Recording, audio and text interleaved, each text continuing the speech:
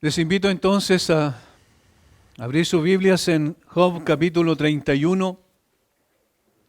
Job capítulo 31, hay textos y hay lugares de la Biblia que quisiéramos obviarlos, quisiéramos pasar por alto, hacer un bypass allí en ese lugar porque nos confrontan en una forma muy clara. Nos dejan sin excusa alguna y hay textos como estos que vamos a ver en el día de hoy que de verdad son desafiantes y por eso es que hablamos de un desafío. Pero cuando leemos el capítulo completo, es decir, los 40 versículos, nos damos cuenta de que lo que hace Job, que son las últimas palabras antes de ser confrontado por el Señor, porque después en los capítulos 32 hasta el 37 es su amigo Eliú el que habla el último. Los otros tres ya habían guardado silencio previamente. Luego Job en el capítulo 29, 30 y 31 hace un monólogo, es decir, solamente expone él respecto a su situación y su condición. Mira hacia atrás, a su vida anterior, y rememora su maravillosa relación con Dios que constituía el fundamento de su buena relación con los hombres más honorables de su tiempo. Eso es el capítulo 29. Luego de aquello describe la triste realidad de su presente, donde se destaca el desprecio y la burla de los hombres más miserables de la sociedad, contrastado con el honor y el aprecio de los hombres más honorables de su tiempo, capítulo 29. Y lo que él califica como un castigo insoportable de Dios sobre él, por el cual ni siquiera escucha su oración, capítulo 30, versículos 20 al 22. Finalmente concluye en sus discursos con una solemne y particular y extensa declaración de la pureza y rectitud de su vida. Eso es lo que sintetiza el capítulo 31. Y esto es lo que hace más grande todavía su dolor y su aflicción y más incomprensible, porque nosotros entendemos que en la medida en que tenemos una relación más cercana con el Señor, menos sufrimiento vamos a experimentar. Pero cuando vemos a este hombre ejemplar, y ejemplar absolutamente, es decir, nosotros estamos, si nos miramos al espejo de la palabra, años luz de lo que estaba este hombre, en términos de su relación con Dios y en términos morales particularmente. Sin embargo, estaba sufriendo más que todos nosotros hemos sufrido en nuestra vida. Y él hace una especial referencia a su conducta privada, y eso es muy interesante porque él no está hablando externamente, simplemente yo no hice esto otro en términos negativos, sino que él está hablando en términos positivos. Yo viví de esta manera internamente y viví de esta manera externamente. Es decir, él está diciendo que su vida integralmente era una vida intachable en un sentido humano, obviamente. Porque seguía siendo hombre y al final de su libro se ve claramente que así era, porque tuvo que arrepentirse. Sin embargo, en términos de su conducta, a su vida privada y a su vida pública, evidentemente había un ejemplo que al mismo tiempo desafiaba y nos desafía a cualquiera de nosotros en el día de hoy. Pretendía de esa manera silenciar a sus acusadores y justificar sus quejas. Ofrece entonces una imagen de un carácter exterior e interior intachable. Un ejemplo, presentado por un lenguaje bello, de una moralidad pura. En otras palabras, lo que hace Job aquí no es otra cosa que dejar en evidencia lo que el mismo Dios había dicho de él cuando desafió a Satanás. ¿Qué dijo el Señor respecto de Job? ¿No has considerado a mi siervo Job, que no hay otro como él en la tierra, varón perfecto y recto, temeroso de Dios y apartado del mal, y que todavía retiene su integridad? Noten lo que está diciendo el Señor en el capítulo 2, porque en el capítulo 1, iniciando, se repite la misma verdad, pero luego en el capítulo 2, versículo 13 es mucho más enfático porque ahora no es simplemente la línea editorial que coloca el autor del libro al principio del libro, al inicio del libro, sino que es lo que Dios dice delante de Satanás. Capítulo 2, versículo 3, yo ya lo leí, pero lo reitero ahora. Y Jehová dijo a Satanás: ¿no has considerado a mi siervo Job, que no hay otro como él en la tierra, varón perfecto y recto, temeroso de Dios y apartado del mal, y que todavía retiene su integridad? Aun cuando tú me incitaste contra él para que lo arruinara sin causa, todavía retiene su integridad. Eso significa integridad. Ser el mismo cuando estamos absolutamente solos y nadie nos ve, y ser el mismo cuando estamos con mucha gente alrededor nuestro. Y todas las miradas pueden estar puestas en nosotros. Lo que llama poderosamente la atención, mis hermanos, es que esta no era la opinión de los hombres respecto del carácter de Job, sino del mismo Dios. Aquel que conoce perfectamente el corazón de cada persona que ha creado. Dios define a Job como una persona perfecta en el sentido de madurez espiritual, de equilibrio. Dios define a Job como una persona recta en el sentido de su conducta.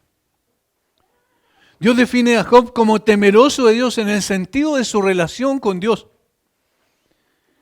Y define a Job como apartado del mal en el sentido de su piedad interior y exterior. Es decir, de estas cuatro formas, en una forma sintética, Dios está diciendo, este era un hombre íntegro. Íntegro porque estaba bien delante de mí y estaba bien delante de los hombres.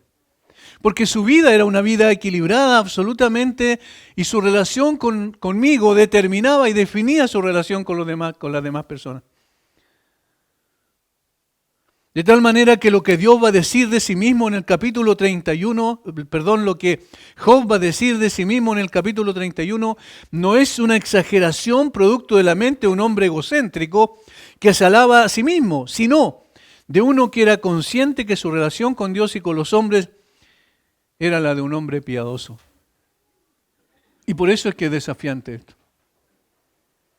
En resumen, él termina con una solemne reivindicación de sí mismo en todos los cargos de conducta perversa que se han alegado, insinuado contra él. Explícitamente, sus amigos acusaron a Job en muchas ocasiones de diferentes actitudes, que obviamente eran las que, según ellos, las que causaban la miseria de Job.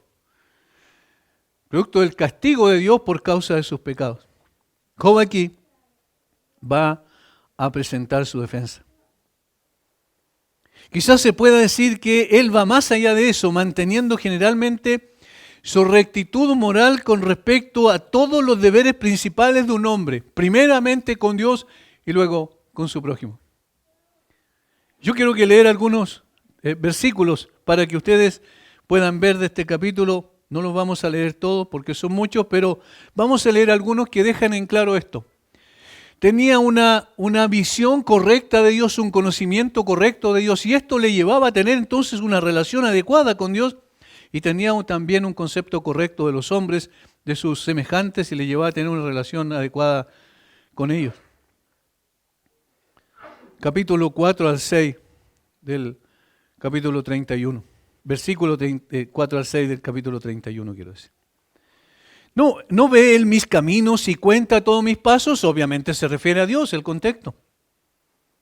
¿No ve él mis caminos y cuenta todos mis pasos? Si anduve con mentira y si mi pie se apresuró a engaño, péseme Dios en balanzas de justicia y conocerá mi integridad.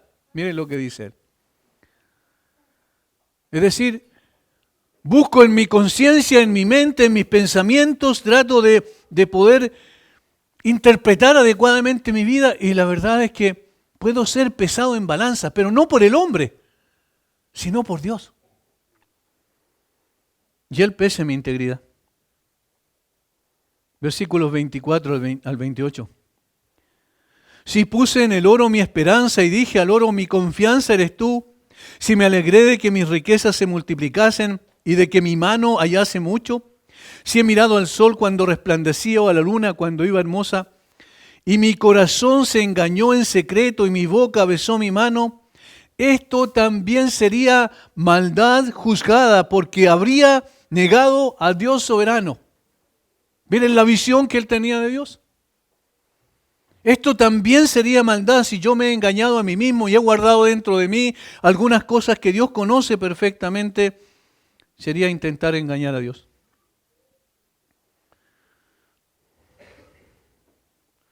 Ahora, 35 al 37. ¿Quién me diera? ¿Quién me oyese? He aquí mi confianza es que el Omnipotente testificará por mí. Aunque mi adversario me forme proceso, ciertamente yo lo llevaría sobre mi hombro y me lo ceñiría como una corona. Yo le contaría el número de mis pasos y como príncipe me presentaría ante él. Él apela a Dios absolutamente para que Dios lo examine. Respecto a sus semejantes, podemos ver los versículos 1 al 3. Hice pacto con mis ojos, ¿cómo pues había yo de mirar a una virgen? Porque ¿qué galardón me daría de arriba Dios? ¿Y qué heredad el Omnipotente desde las alturas? No hay quebrantamiento para el impío y extrañamiento para los que hacen iniquidad. Su relación con los demás, él entendía que debía ser transparente también y pura. Versículo 7. Si mis pasos se apartaron del camino, si mi corazón se fue tras mis ojos, y si algo se pegó a mis manos, siembre yo y otro coma, y sea arrancada mi siembra. Es decir, si he sido deshonesto. Si he hecho negocios con el fin de poder satisfacerme a mí mismo, dañando a los demás, siembre yo y otro coma mi siembra. Versículo 9 en adelante. Si fue mi corazón engañado acerca de mujeres y si estuve acechando la puerta de mi prójimo, adulterio, muela para otro mi mujer y sobre ella otros se encorven, porque es maldad e iniquidad que han de castigar los jueces. Porque es fuego que devoraría hasta lavador y consumiría toda mi hacienda. Si hubiera tenido en poco el derecho de mi siervo y de mi sierva, cuando ellos contendían conmigo, ¿qué haría yo cuando Dios se levantase y cuando Él preguntara, qué le respondería yo? El que en el vientre me hizo a mí, ¿no lo hizo a Él? ¿Y no nos dispuso uno mismo en la matriz? Dos cosas está diciendo. El adulterio es maldad e iniquidad. Es una ofensa contra Dios y contra su prójimo. Y aquel que era su siervo, que eran en ese contexto también, en toda la Biblia vemos eso, eran las personas más bajas de la sociedad en el sentido de importancia. Él dice, no, si hubiera tenido en poco el derecho de mi siervo y de mi sierva, cuando ellos contendían conmigo, ¿qué haría yo cuando Dios se levantase? Noten, como tenía una apreciación especial por sus semejantes, porque entendían la procedencia de sus semejantes, venían de Dios igual como Él. Habían nacido, se habían formado en la matriz de su madre igual como Él. Es decir, era un ser humano y Él entendía que el otro que estaba al lado era su prójimo, su ser humano. Entonces había una relación con ellos también adecuada porque entendía que sobre ellos estaba Dios. Versículos 29 al 34. Si me alegré en el quebrantamiento del que me aborrecía y me regocijé cuando le halló el mal, ni aún entregué al pecado mi lengua pidiendo maldición para su alma. Si mis siervos no decían, ¿quién no se ha saciado de su carne? El forastero no pasaba fuera de la noche, mis puertas abría el caminante. Si encubrí como hombre mis transgresiones, escondiendo en mi seno mi iniquidad, porque tuve temor de la gran multitud y el menosprecio de la familia me atemorizó. Estaba diciendo, ¿cómo yo desearía mal a mi enemigo, a quien me hizo mal? Ustedes ven ahí cómo en todos esos textos es evidente que él tenía un aprecio especial por Dios y un aprecio especial por su prójimo.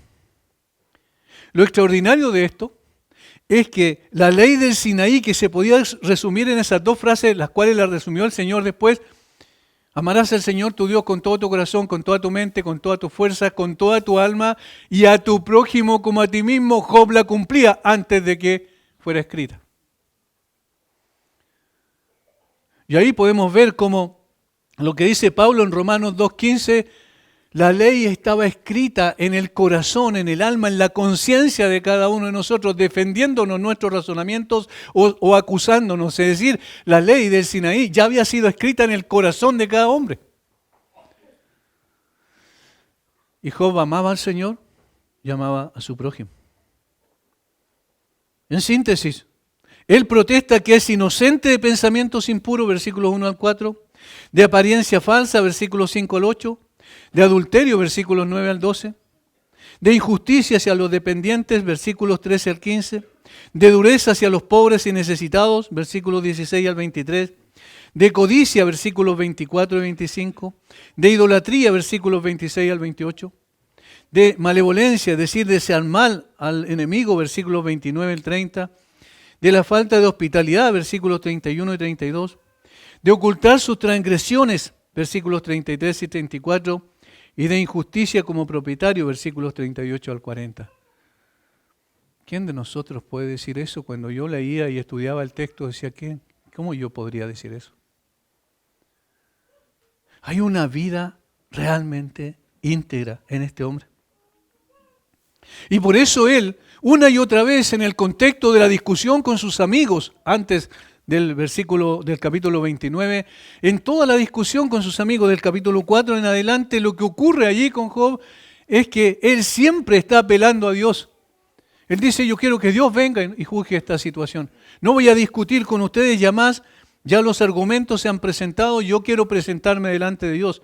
Y eso es lo que dice en el versículo 35 al 37. Siendo, hermanos, un capítulo tan rico en enseñanza y presentando un desafío tan pertinente para cada creyente en todo tiempo, deseo ir paso a paso por él. Todo el capítulo se podría resumir como un desafío a la integridad. Todo el capítulo podría tener este título.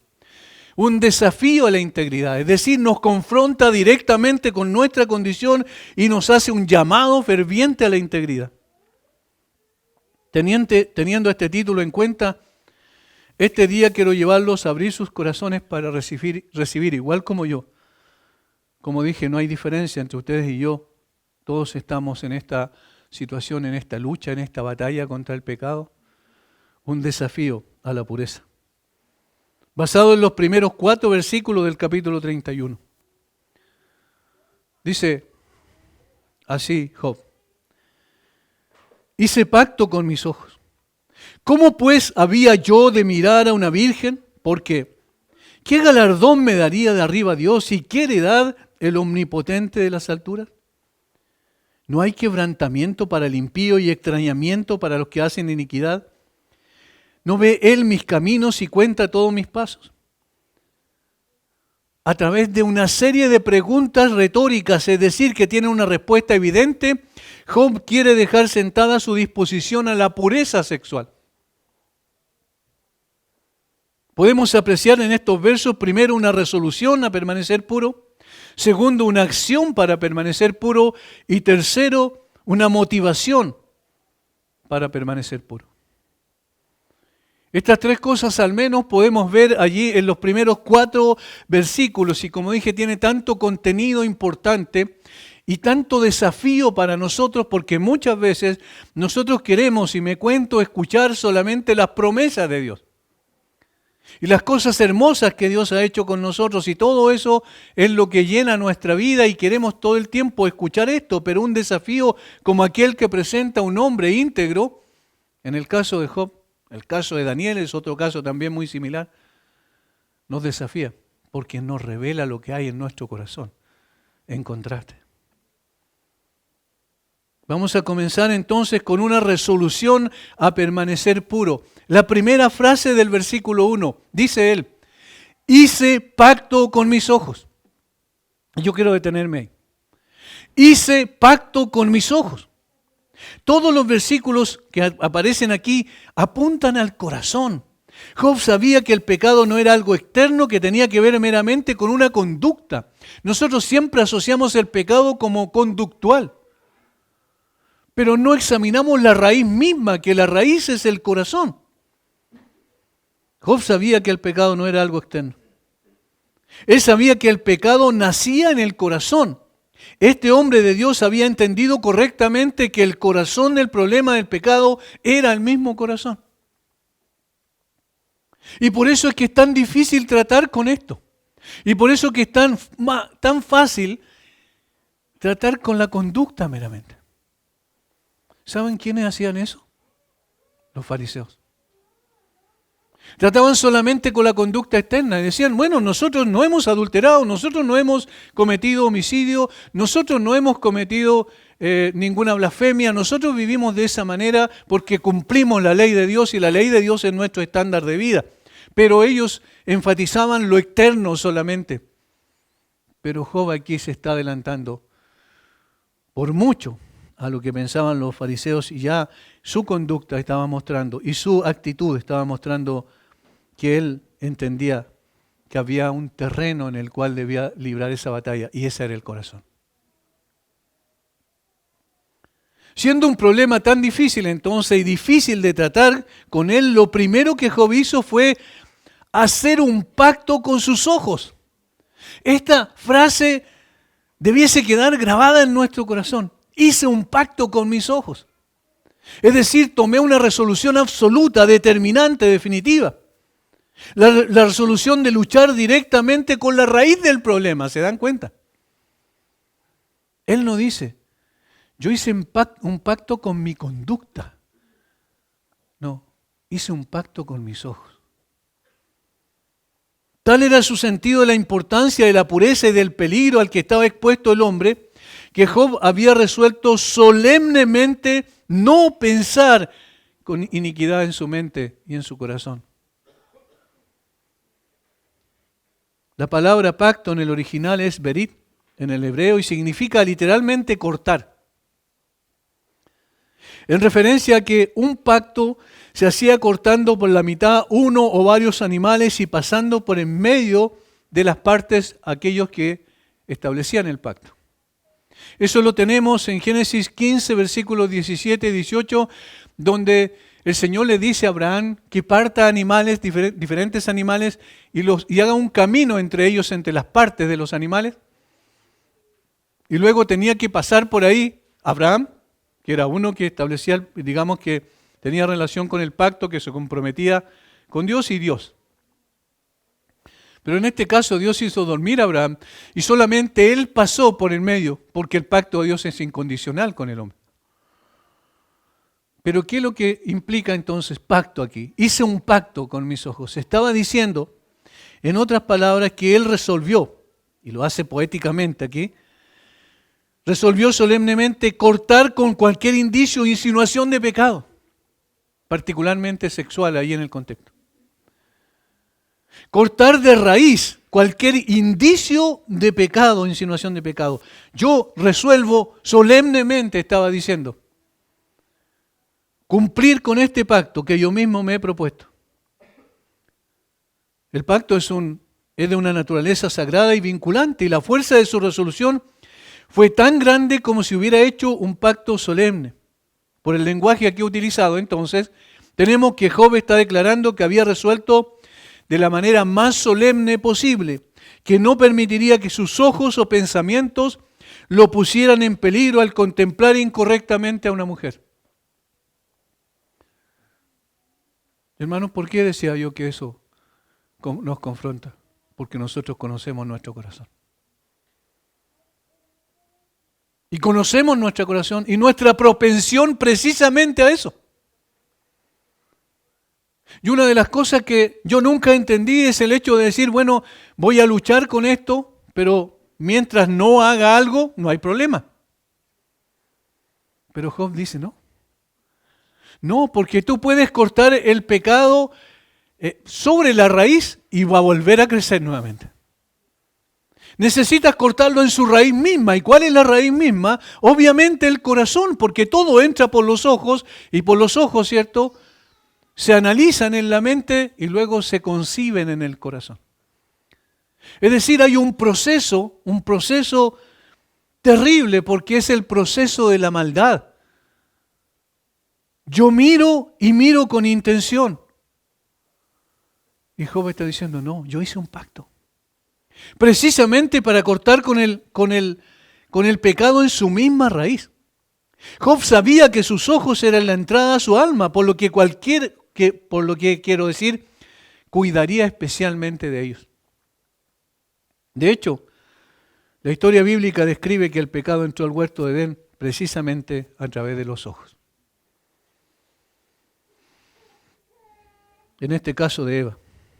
Y vio la mujer que el árbol era bueno y que era agradable a los ojos y árbol codiciable para alcanzar la sabiduría, y tomó de su fruto y comió y dio también a su marido, el cual comió así como ella. Y vio la mujer lo que no debía ver.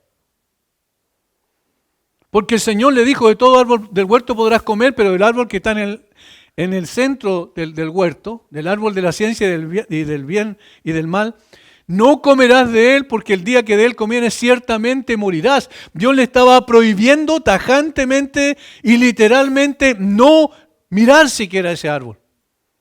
¿Y qué es lo que hizo Eva? Vio el árbol.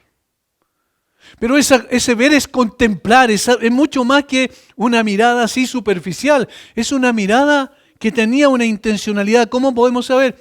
Porque ella cambia la moralidad de ese árbol. Dios había dicho, el árbol de la ciencia del bien y del mal no comerás, porque ciertamente morirás. ¿Qué estaba implícito? Es malo. Y ella dice, y vio la mujer que el árbol era bueno.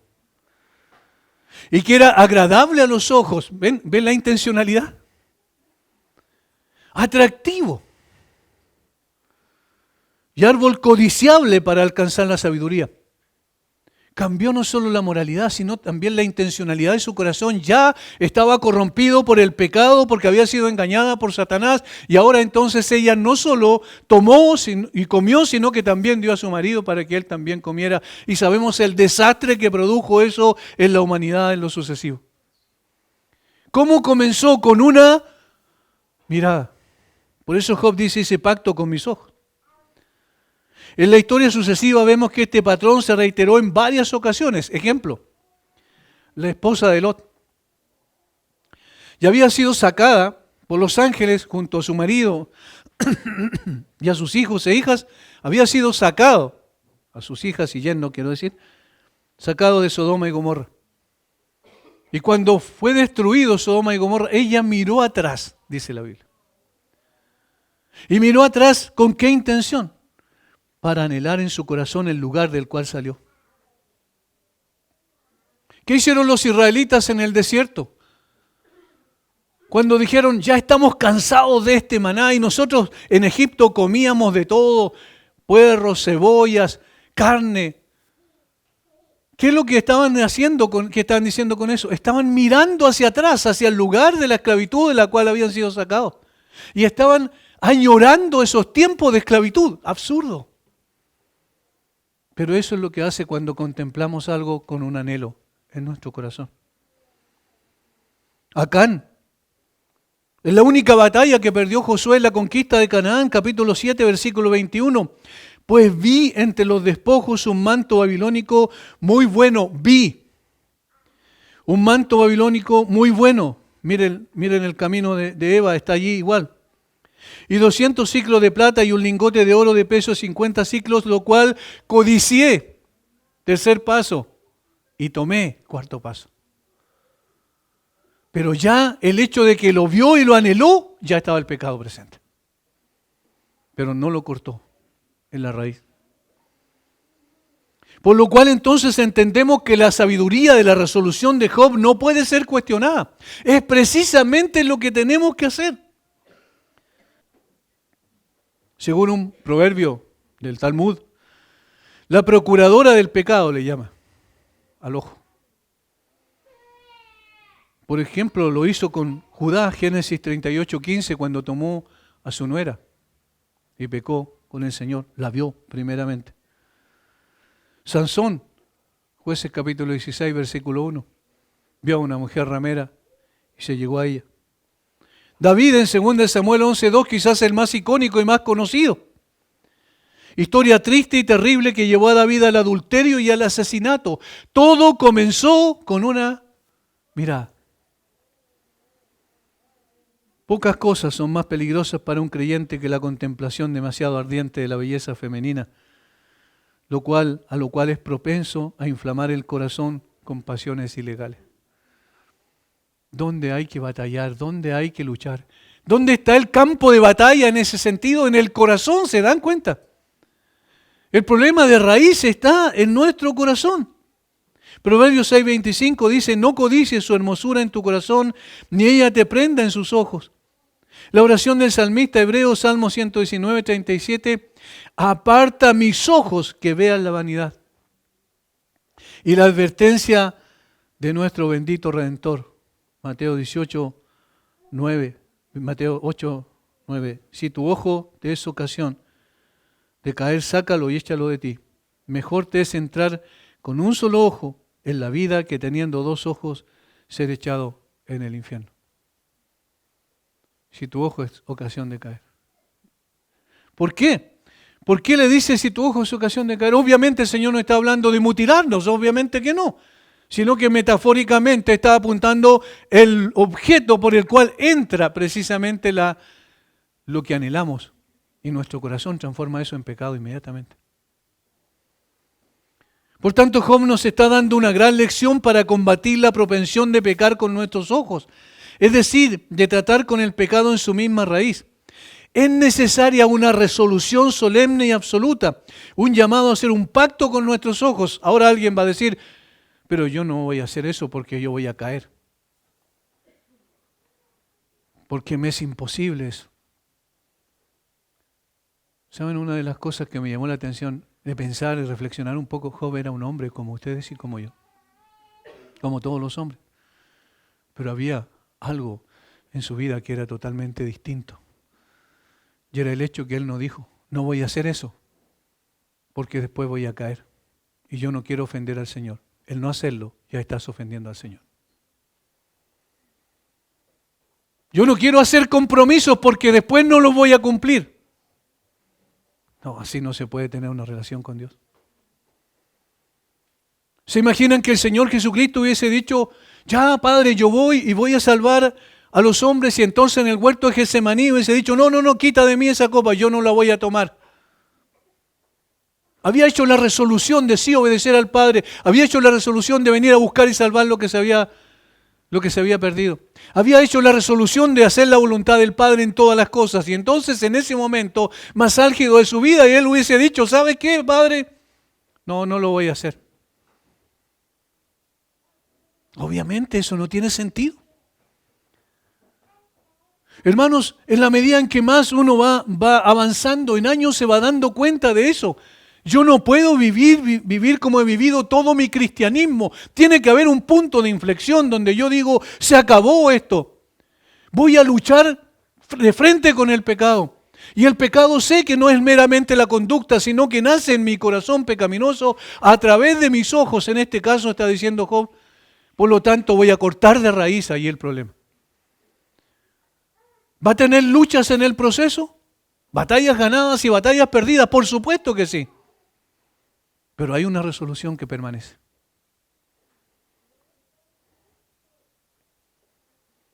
Pero una resolución sin una acción no tiene mucho sentido. Y por eso es que él dice, ¿cómo pues había yo de mirar a una virgen? Las mejores resoluciones no solucionan en sí por sí mismas el problema.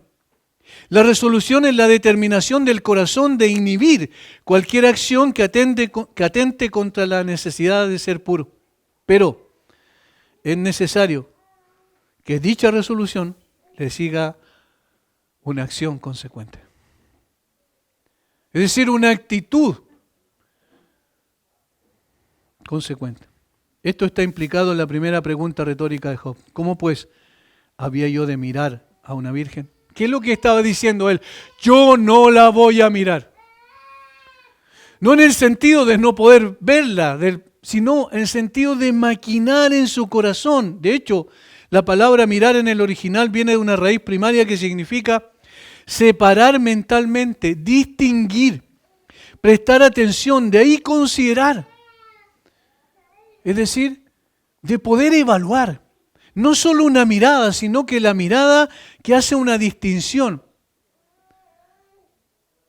Y esa distinción muchas veces tiene que ver con considerar, y esa distinción, ¿saben cuál es el problema? Es que está unida con el pecado remanente en nuestro corazón.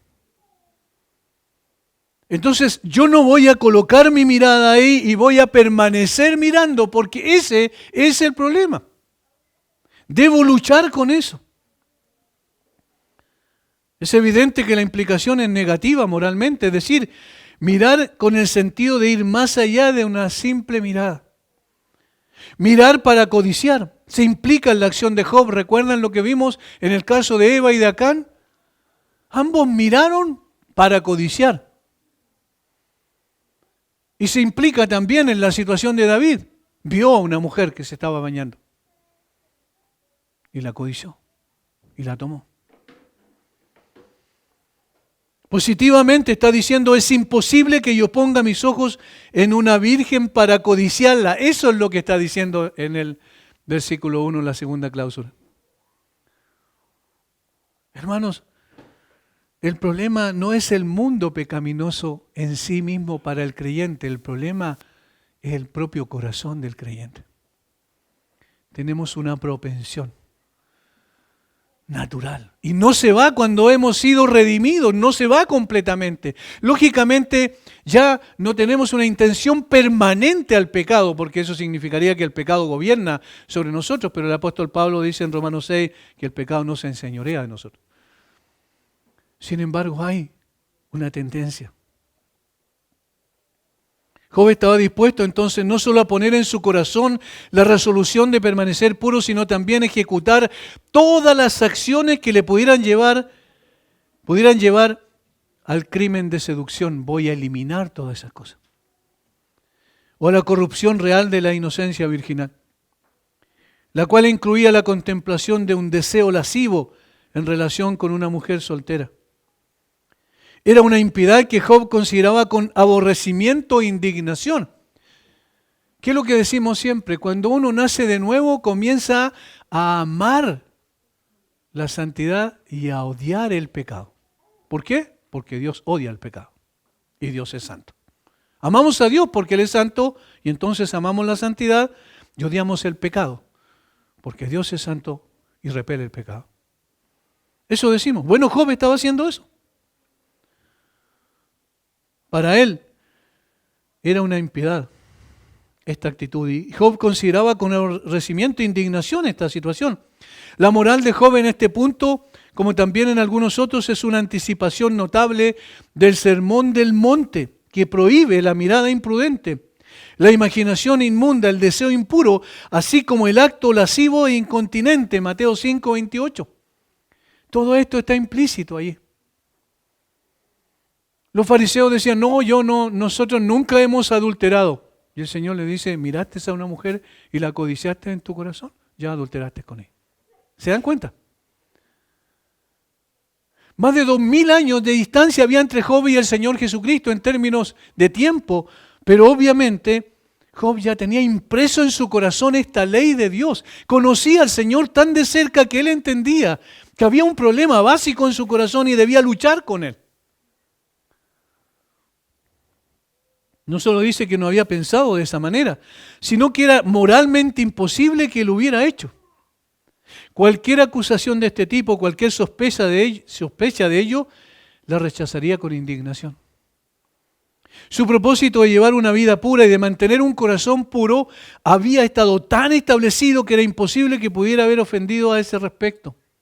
Su propósito, además de no pensar en este tema, mostró el alcance de la restricción impuesta sobre sí mismo. Y esto es también algo a destacar. Él puso una restricción sobre sí mismo, no sobre las demás personas. Él no dijo, es que lo que pasa es que las mujeres provocan. Es que lo que pasa es que la ropa de la mujer, él no dijo eso. Él puso una restricción sobre su propio corazón. Porque el problema del pecado está en nosotros. Y obviamente está el caldo de cultivo afuera para que precisamente se cultive la maldad. Pero evidentemente si él dice, yo no voy a mirar a una mujer de esa manera, estaba tratando con el problema en su misma raíz y ese es el punto en cuestión. No era meramente la intención de llevar una vida casta y evitar el pecado abierto, sino mantener un corazón puro y no dejar que la mente se corrompa al detenerse en imágenes impuras o caer en deseos impíos. Él sabía que era susceptible a eso, por eso luchaba y por eso colocó esa determinación, de lo contrario no tendría sentido. Pero la resolución y acción de Job para mantenerse puro en su corazón llevaba consigo la motivación de sostener una buena comunión con Dios. De tal manera que agradar al Señor era lo que le movía a mantenerse puro. Y esto nos lleva a lo tercero y último.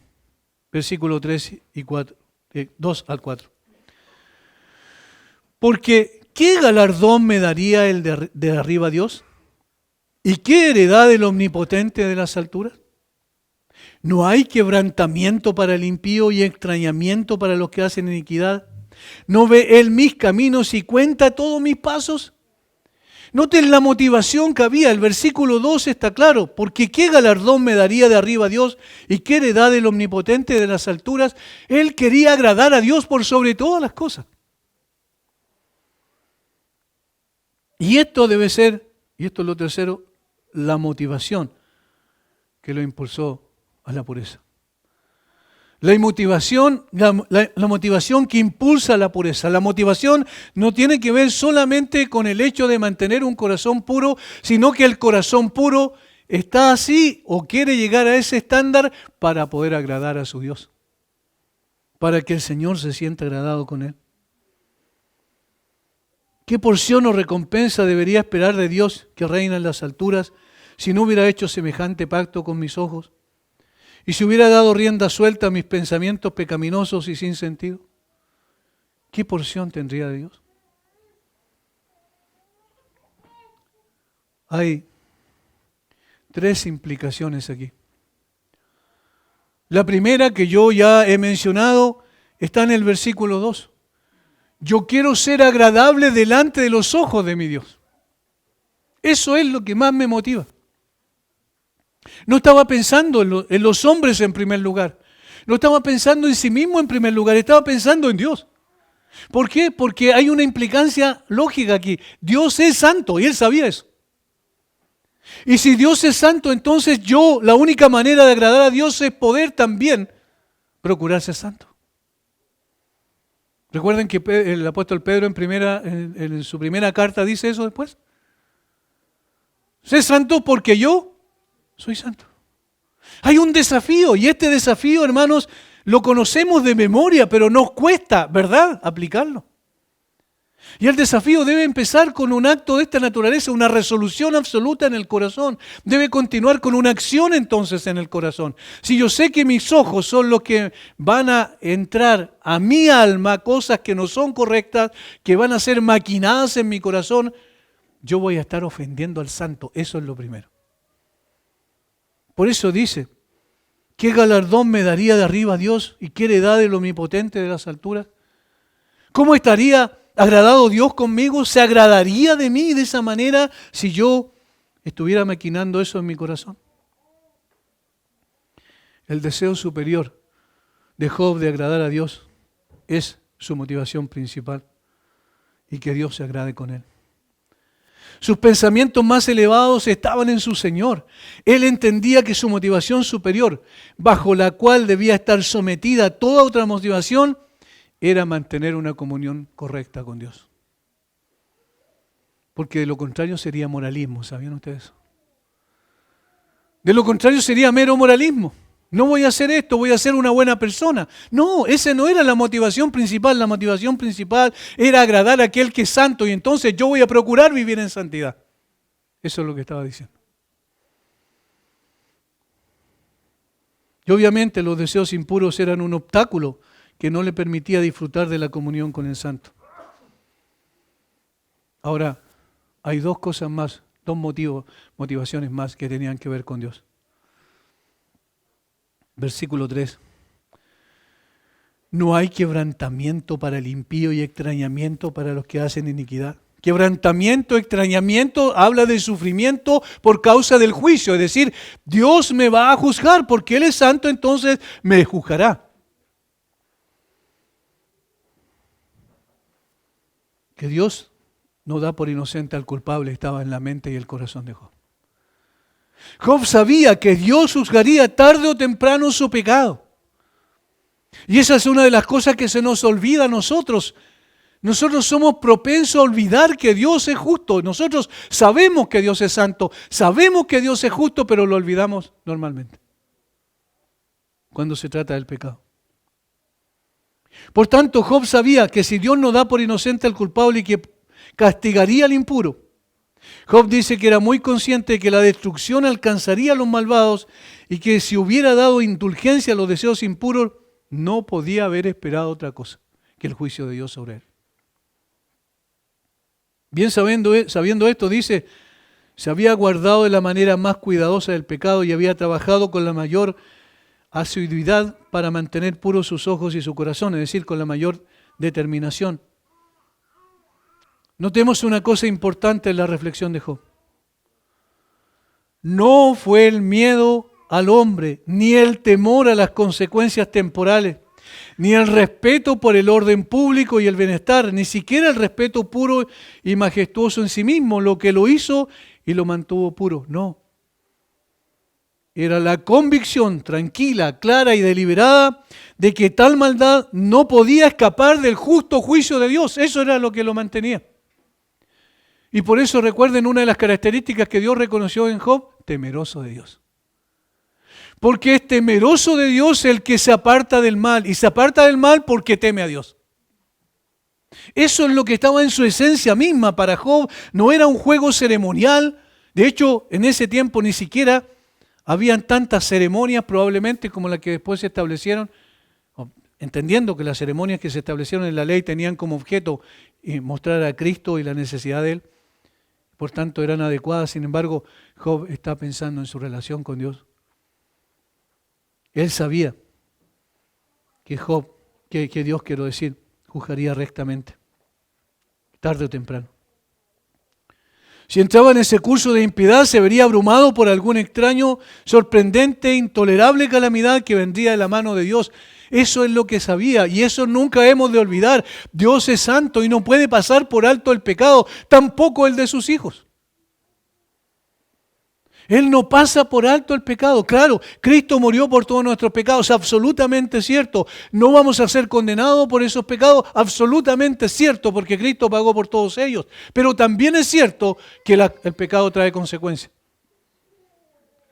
Y es producto del juicio de Dios. No un juicio para condenación en el caso de los creyentes, por lo que acabo de mencionar, que hizo Cristo por nosotros, pero sí uno de amonestación y disciplina.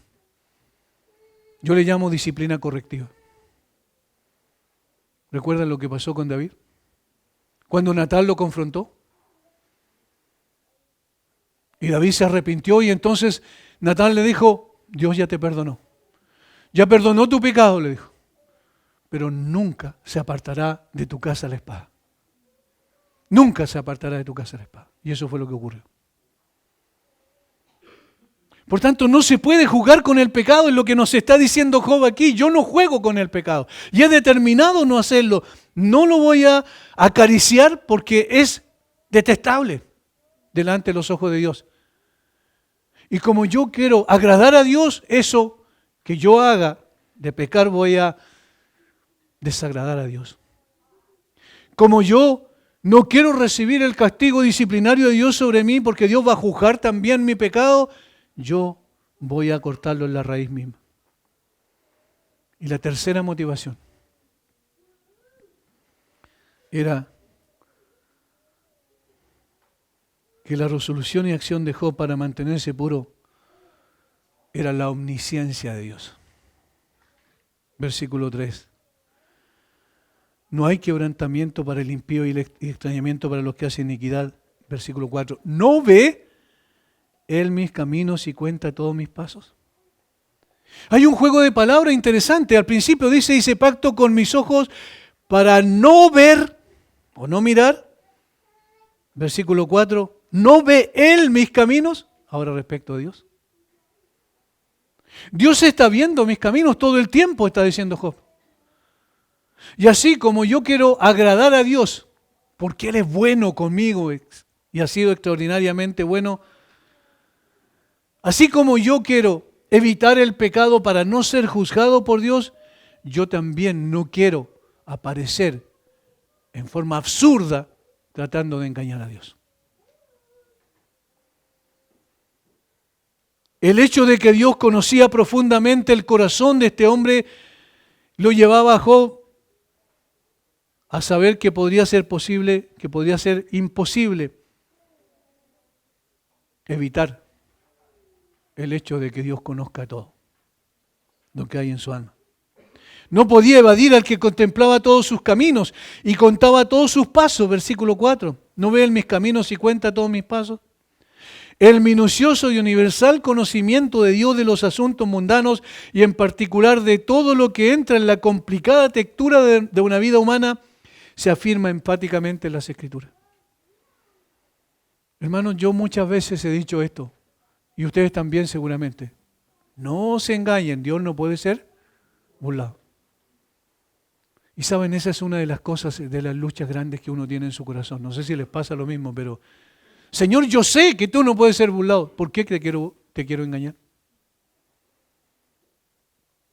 Señor, yo sé que tú no puedes ser burlado porque tú conoces la intención de mi corazón, no solo mis pensamientos y sentimientos íntimos, tú conoces la intención malévola de ellos. Y yo quiero aparecer como un hombre piadoso delante de los hombres. ¿A los hombres los puedo engañar? Obviamente que sí. De hecho, nosotros somos expertos en engañarnos a nosotros mismos. ¿Pero qué nos está diciendo Job aquí? No puedes engañar a Dios. Y la motivación de Job estaba en eso. Si yo pienso mal al mirar a una persona, en este caso, ¿cierto?, a una mujer, si yo pienso mal en mi corazón, Dios sabe exactamente lo que yo estoy pensando y cuál es la intención de mi corazón. Dios sabe. Entonces esto me va a motivar a cortar de raíz ese pecado. La oración de Salomón es un ejemplo de que Dios conoce todo. Tú irás en los cielos, tú oirás en los cielos, en el lugar de tu morada y perdonarás y actuarás y darás a cada uno conforme a sus caminos, cuyo corazón tú conoces.